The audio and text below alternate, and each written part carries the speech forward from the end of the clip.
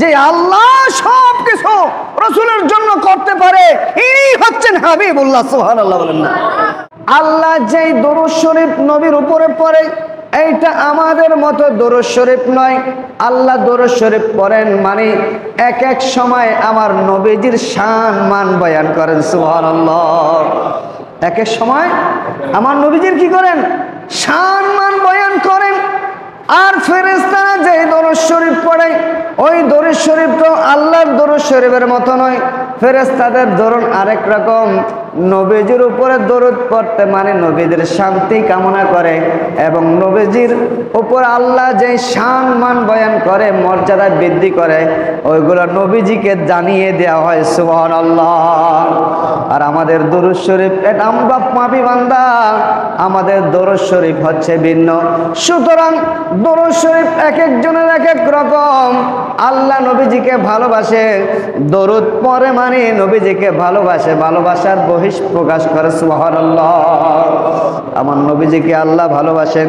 আল্লাহ এত বেশি ভালোবাসেন, ভালোবাসার কারণে আল্লাহ তার নামের পাশে হাবিবুল্লাহ লাগিয়ে দিয়েছেন। সুবহানাল্লাহ। এবার আসেন হাবিবুল্লাহ কি? হাবিবুল্লাহ আমরা বুঝি না, আমরা মনে করি হাবিবুল্লাহ মানে বন্ধু। হাবিবুল্লাহ বন্ধু ঠিক আছে, আরেকটা হচ্ছে খলিলুল্লাহ। মুহাম্মদুর রাসূলুল্লাহ ইনি হচ্ছেন হাবিবুল্লাহ, আর হযরত ইব্রাহিম আলাইহিস সালাম তিনি হচ্ছেন খলিলুল্লাহ। খলিলুল্লাহ মানে আল্লাহর বন্ধু, আর হাবিবুল্লাহ হচ্ছে আল্লাহর বন্ধু।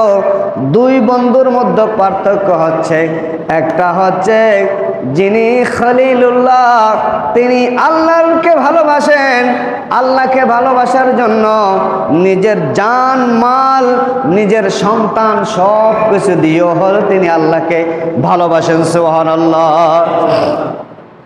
ইব্রাহিম আলাইহিস সালাম তার সন্তানকে কোরবানি দিয়েছেন না? তার স্ত্রীকে ত্যাগ করেছেন, বনবাসে দিয়েছেন। ইনি অগ্নিকুণ্ডে সব কিছু কার জন্য? আল্লাহকে খুশি করার জন্য। ঠিক কিনা বলেন?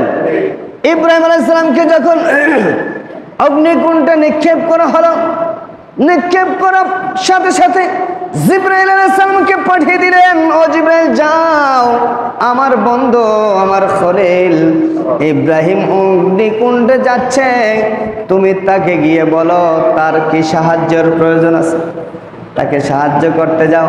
সাথে সাথে অগ্নিকুণ্ডে যাওয়ার সাথে সাথে জিবরাইল আলাইহিস সালাম হাতের তালুতে নিয়ে নিয়েছেন, বলতেছেন, ও ইব্রাহিম, আমাকে আল্লাহ পাঠিয়েছে আপনার সাহায্যের জন্য, বলেন আপনাকে কি সাহায্য করতে পারি। ইব্রাহিম আলাইহিস সালাম জবাব দিলেন, ও জিবরাইল, শোনো শোনো, আমার আল্লাহ কি দেখে না আমি যে অগ্নিকুণ্ডে আছি? তোমার কোনো সাহায্যের প্রয়োজন নাই, আমার জন্য আল্লাহই যথেষ্ট। সুবহানাল্লাহ। সাথে সাথে এই কথা শোনার পরে আল্লাহ বলতেছেন, ও ইব্রাহিম, আমি তো সব দেখি, আমি সব জানি, আমি বুঝি, যাও তুমি আমাকে যত এতই ভালোবাসো, তাহলে আমি ঘোষণা দিচ্ছি, ইয়া নারু কুনি বারদাও ওয়া সালামান আলা ইব্রাহিম। সুবহানাল্লাহ বলেন না। আল্লাহ সাথে সাথে ঘোষণা দিলেন, ও আগুন, ইয়া নার, হে আগুন, কুনি, তুমি হয়ে যাও বারদাম, ঠান্ডা হয়ে যাও, ওয়া সালামান আলা ইব্রাহিম, ইব্রাহিমের উপরে শান্তিদায়ক ঠান্ডা হয়ে যাও। সুবহানাল্লাহ। শান্তিদায়ক কেন ঠান্ডা বলেছেন? ঠান্ডা হইলে এমন আছে বরফ জমেও অসুস্থ হয়ে যেতে পারে, ঠান্ডা হয়ে যেতে পারে।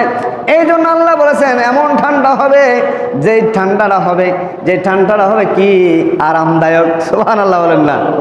তো দেখেন ইব্রাহিম আলাইহিস সালামকে বিভিন্ন পরীক্ষায়, ছেলেকে দিয়ে পরীক্ষা করেছেন, স্ত্রীকে দিয়ে পরীক্ষা করেছেন, শেষমেশ নিজের জান দিয়ে নিজেকে অগ্নিকুণ্ডে ফেলে হলেও পরীক্ষা করার পরে ইনি উত্তীর্ণ হয়েছেন, পাশ করেছেন। পাশ করার পরে ইব্রাহিম হয়ে গেল খলিলুল্লাহ। সুবহানাল্লাহ। খলিলুল্লাহ শব্দের অর্থ হচ্ছে যিনি আল্লাহর জন্য পাগল, যিনি আল্লাহর জন্য পাগল, যিনি আল্লাহর জন্য সব কিছু করতে পারে, ইনি হচ্ছেন বন্ধু, আল্লাহর বন্ধু। আর হাবিবুল্লাহ হচ্ছে এমন একটা জিনিস যে আল্লাহ রসুলের জন্য সব কিছু করে। সুবহানাল্লাহ। যে আল্লাহ সব কিছু রসুলের জন্য করতে পারে, ইনি হচ্ছেন হাবিবুল্লাহ। সুবহানাল্লাহ বলেন না।